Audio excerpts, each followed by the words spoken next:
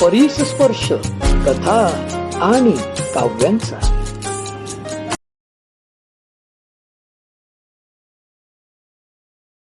नमस्कार मित्रांनो, परिस्पर्श कथा आणि काव्यांचा या माझ्या युट्यूब चॅनलमध्ये आपल्या सगळ्यांचं पुन्हा एकदा स्वागत. मित्रांनो, मी आपला आभारी आहे. थेंबे थेंबे का असेना माझे सबस्क्रायबर वाढत आहेत, थेंबे थेंबे का असेना माझे व्ह्यूअर्स वाढत आहेत आणि या थेंबाचं तळ नक्की एकदा मला पाहायला मिळणार आहे याची मला खात्री आहे. मित्रांनो, काय असतं की आपल्या आयुष्यामध्ये आपण प्रगती करतो, आपली अधोगती होते, म्हणजे आपले कर्मच आपल्या प्रगतीला आणि आपल्या अधोगतीला कारणीभूत असतात. परंतु काय आहे की आपल्या आयुष्यामध्ये कर्मासोबत आपले तंगडी खेचणारी कोणी लोक असतील तर आपली अधोगती व्हायला थोडे तरी ते कारणीभूत असतात.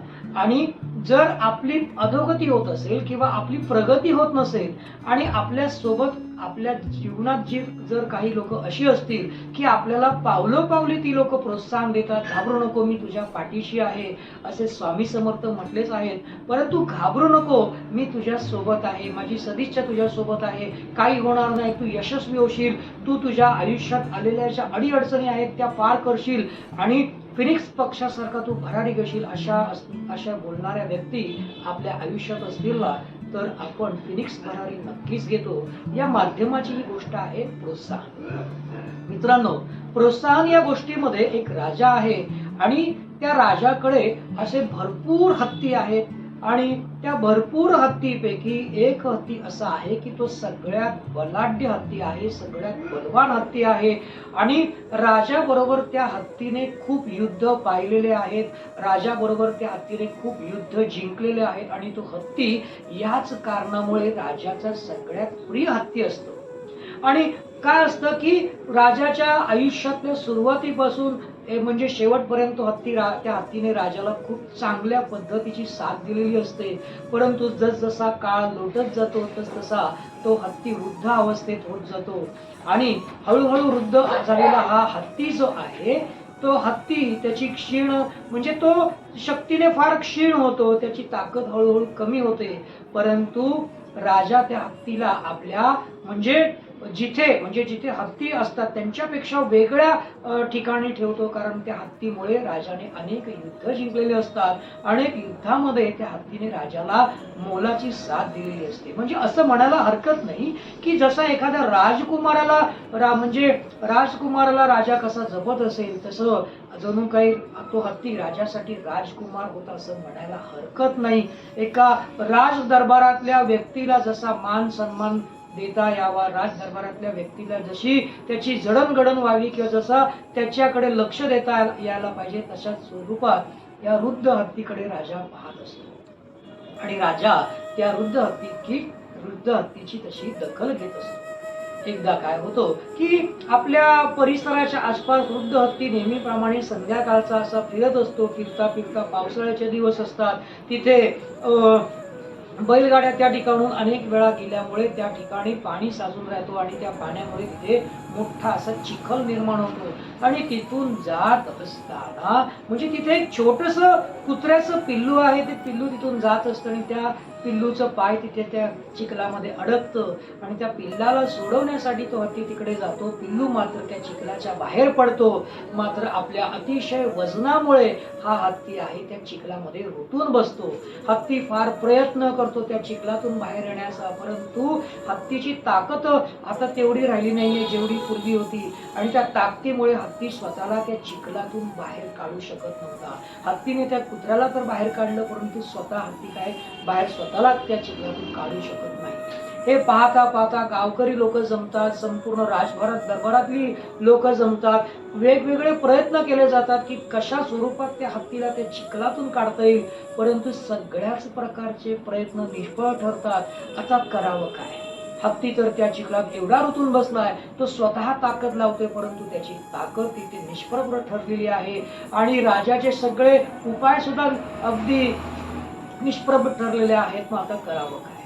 तेवढ्यात म्हणतात ना, दैवाची कृपा, तर तिथून एक साधू महाराज जात असतात आणि साधू महाराज ते पाहतात. तेव्हा राजा त्या साधू महाराजांना नतमस्तक होतो आणि म्हणतो की साधू महाराज, एवढ्या वेळेपासून आम्ही हत्तीला बाहेर काढण्याचा प्रयत्न करतो. या हत्तीने मला खूप मोलाची साथ दिलेली आहे. या हत्तीला मी काय इकडे चिखलात तडपडून मरताना पाहू शकत नाही. तर आपण काहीतरी उपाययोजना सुचवा की जेणेकरून या हत्तीला मी चिखलातून बाहेर काढू शकेन. तेवढ्यात ते साधू महाराज म्हणतात, काही नका करू, तो हत्ती स्वतःहून त्या चिखलातून बाहेर पडेल, फक्त त्याला बाहेर पडण्यासाठी प्रोत्साहन द्यायचं आहे. तर महाराज म्हणतात, कुठल्या स्वरूपाचं प्रोत्साहन देऊ सांगा. त्यावेळेस ते साधू महाराज म्हणतात की ह्या हत्तीने आपल्याला अनेक युद्ध जिंकायला मदत केलेली आहे असं आपण आत्ताच म्हणाला. तर एक काम करा, युद्धात जे नगारे वाजवले जातात ते नगारे तुम्ही वाजवा. तर युद्धात नगारे वाजवले जातात, ते नगारे वाजवल्यावरती हत्ती कसा काय स्वतःला सोडवू शकेल असा प्रश्न राजाला पडतो. आणि साधू महाराज म्हणतात, तू काही चिंता करू नको, तू फक्त नगारे वाजव, बघ हत्ती आपोआप त्याच्यातून बाहेर पडेल. आणि नंतर युद्ध सुरू होताना जो शंख फुंकला जातो, जे नगारे वाजवले जातात, त्या स्वरूपाचे नगारे सगळ्या राज दरबारातल्या सैनिकांकडून वाजवले जातात.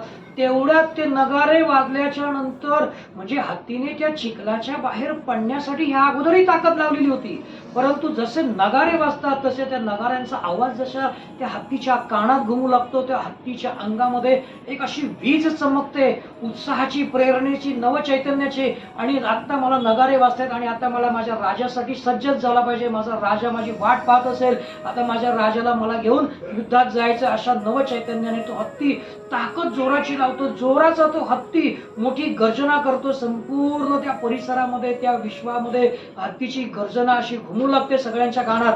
आणि हत्ती त्या चिखलातून उठतो आणि त्या चिखलातून बाहेर असा जोराचा धावू लागतो. बघणाऱ्यांचे डोळे म्हणजे सगळे असे डोळे विस्पारून पाहतात. बघणाऱ्यांच्या डोळ्याचे पारणे फिटतात की मगापासून हा हत्ती ताकद लावत होता, परंतु पूर्वीच्या ताकदीमध्ये आणि आत्ताच्या ताकदीमध्ये फरक असा आहे की पूर्वी तो हत्ती फक्त स्वतःला वाचवण्यासाठी ताकद लावत होता आणि युद्धाचे नगारे वाजल्याच्या नंतर तो हत्ती स्वतः सोबत आपल्या महाराजांना वाचवायचं आणि महाराजांना घेऊन युद्धात जायचंय, या प्रेरणेने तो असं उठतो आणि त्या चिखलातून बाहेर पडतो.